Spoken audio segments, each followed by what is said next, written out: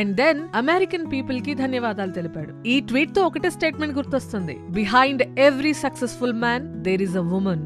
మరి Usha Chilukuri family background ఎలా ఉంటుందంటే జేడీ వాన్స్ కి కంప్లీట్ ఆపోజిట్ గా డిఫరెంట్ అట్మాస్ఫియర్ లో పెరిగింది.